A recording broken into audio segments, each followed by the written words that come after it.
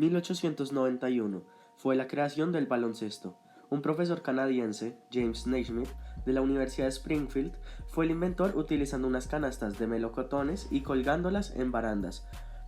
Por causa de largos inviernos, James decidió que este deporte se jugara bajo techo y en espacios reducidos. El primer juego de baloncesto oficial fue jugado en el gimnasio de YMCA el 20 de enero de 1892. El baloncesto femenino comenzó en 1893 en la Universidad de Smith. En 1893, México es el primer país extranjero en adoptar el baloncesto. En 1894 llega China e Irán, les incluye el lanzamiento de tiro libre. En 1895 el baloncesto llega a Inglaterra y aparece el tablero. En 1896 llega a Brasil y de ahí sale a toda Sudamérica. Se autoriza a driblar con ambas manos y se instituye que los equipos tienen que estar conformados por 5 jugadores. En 1898, Bucky Liu comenzó a practicar el baloncesto en un equipo amateur de una asociación católica llamada YMCU. Desde principios del siglo, el baloncesto se había convertido en una de las actividades deportivas predilectas de iglesias evangelistas y asociaciones culturales para los afroamericanos. Con aquel equipo, logró la victoria en los 4 campeonatos del estado que disputó. Debido a su gran potencial como intimidador, en su ciudad muchos comenzaron a pedir su integración en el equipo local, el Lowell Athletic. El entrenador y propietario del equipo se había negado en numerosas ocasiones a que en su equipo jugase un negro. Pese a todos los inconvenientes, Liu consiguió hacer un gran partido y se hizo un puesto en el equipo. Jugó un año más con el equipo de Lowell y 2 años en un equipo de Harvardville. Pero aquel partido fue el primero de una carrera de 20 años como profesional del baloncesto. La lucha no acabó ahí. Todos los rivales se quejaron de su presencia durante los primeros años, pero su raza no era más que una excusa para evitar enfrentarse ante el gran potencial que tenía como jugador.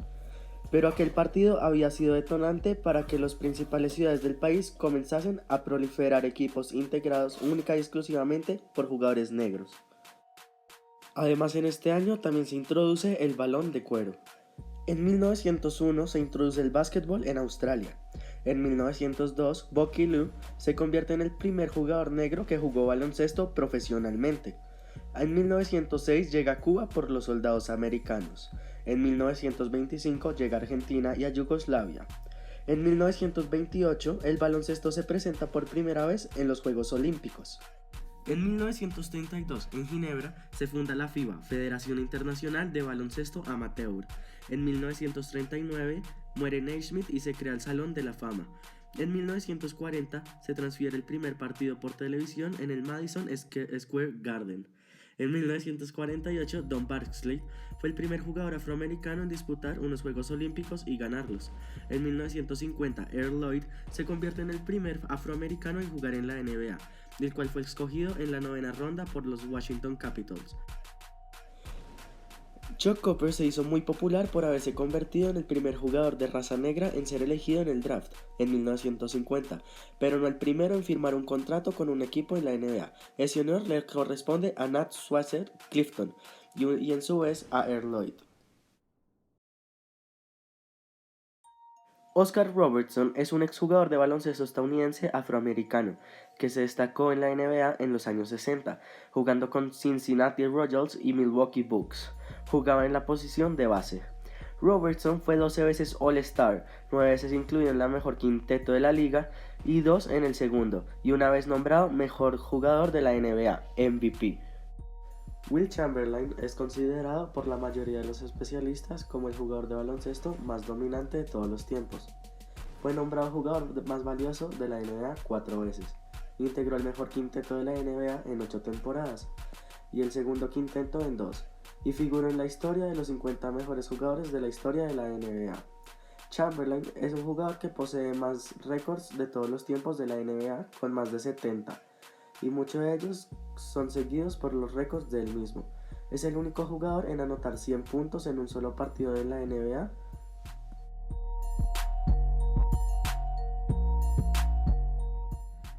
Toda mi vida he sido influenciado hacia el básquetbol. Yo crecí en Miami, he sido fan toda la vida de Miami Heat. De esto me llevó a ser jugador en mi high school, llegamos a ser campeones. Yo creo que todo todo ha sido influenciado en mi vida alrededor del básquetbol y por eso es que me encanta. Mi altura, sobre todo, porque pues mido 2 metros y eso me gusta. Me gusta que el aro me queda cerca y puedo encestar fácil. Pues tener en las manos un balón produce emociones y tal vez desde muy pequeño un entrenador que yo tuve en el colegio fue la causa para que yo jugara básquetbol. Había personajes en aquella época, recuerdo alguno en particular, Kareem Abdul-Jabbar, que se convirtió en mi ídolo. Me gustaba jugar porque quería ser como él.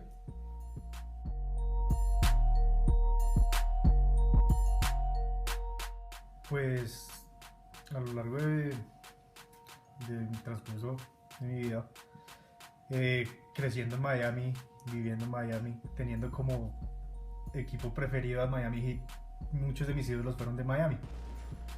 Dwayne Wade, Shaquille O'Neal cuando estaba en esa época, Haslam.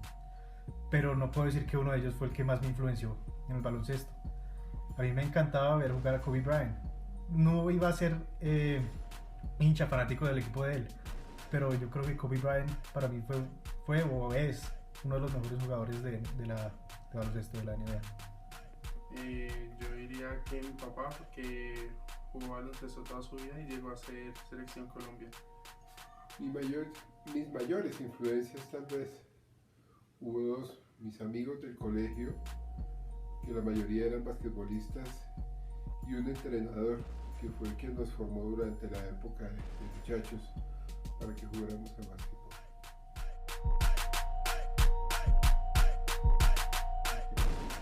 Mejor jugador de la historia.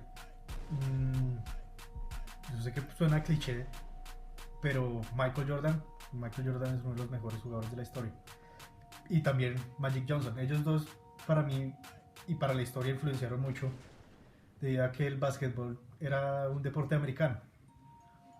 Magic Johnson lo volvió más popular en los Estados Unidos y luego llegó Michael Jordan, que lo hizo internacional. Él llegó a ser una marca internacional y yo creo que en el mundo todo el mundo sabe que es un par de sneakers Jordan. Para mí el mejor jugador de la historia ha sido Kobe Bryant. Actualmente creo que se retiró y pues el mayor encestador. Encesta de todos lados y me gusta cómo juega. Indudablemente uno de los mejores jugadores, tal vez por el recuerdo, sería Michael Jordan. Su estilo, su capacidad, su entrega hicieron que se convirtiera tal vez en el mejor basquetbolista de todas las épocas.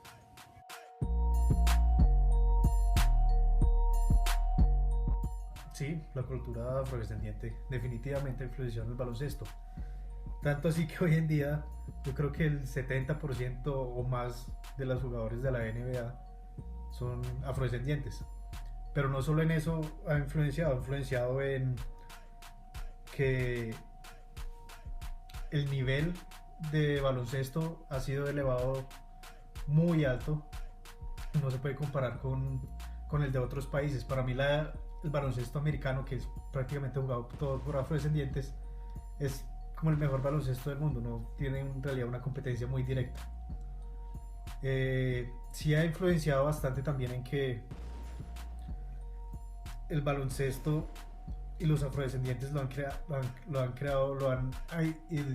idolizado para beneficio de ellos y lo han vuelto en una marca a nivel internacional. Era muy raro saber en el pasado, pues cuando estaba creciendo, que en otros países se jugaba el baloncesto, pero debido a esto, al nivel alto de rendimiento de los afrodescendientes, se ha ido esparciendo y ahora es a nivel internacional y se ha vuelto en una marca internacional.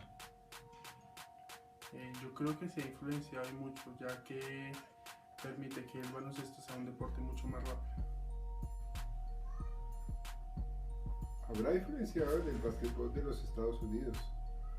A nivel mundial tal vez no, aunque esta cultura afrodescendiente se ha caracterizado vuelvo y repito, en los Estados Unidos, por ser el motor y por ser tal vez de los personajes más destacados en este deporte.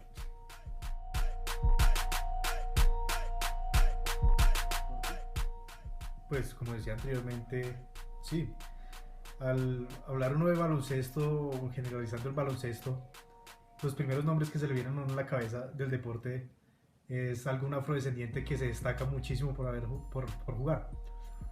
Se destaca mucho porque las cosas que ellos hacen han subido, como lo decía, a un nivel muy superior y son asombrosas.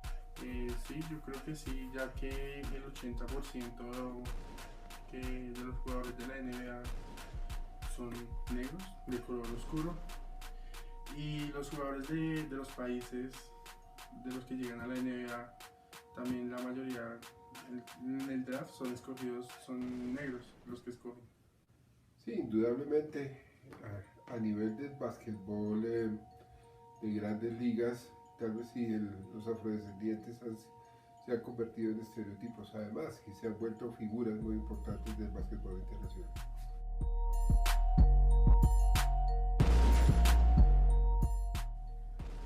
Pues yo pienso que el racismo en el básquetbol tuvo una larga historia. Cuando se introdujeron los afrodescendientes al básquetbol, como en los años 40, 50, hubo un racismo que duró mucho tiempo. Jugadores fueron apiedrados, fueron rechazados por equipos o equipos que no querían jugar con otros equipos porque tenían afrodescendientes. Y hoy en día yo creo que existe un racismo, pero no es el mismo de esa época. Hoy en día el racismo se está tornando hacia el rechazo de los afrodescendientes con las otras razas. Yo viví en una época cuando jugué básquetbol que a mí me rechazaban porque no era americano, porque no era de color y porque no tenía la estatura pues suficiente promedio para jugar básquetbol. Entonces yo creo que sí existe un racismo. Yo creo que sí, y bastante alto, ya que como podemos ver, los europeos son jugadores de blancos y no les gustan los jugadores negros. No sé el por qué, pero no les gusta. Al igual que en Estados Unidos, que la mayoría es de color oscuro y no les gusta los de piel blanca, y también hay racismo hacia ellos. ¿Se refiere racismo hacia la gente de color? No creo. Probablemente son gran mayoría a nivel del básquetbol importante de los Estados Unidos. Si lo miramos en otros sitios, indistinto la raza, indistinto el color, indistinta la procedencia, tal vez no existe, para mi concepto, no existe racismo en este tipo de juegos.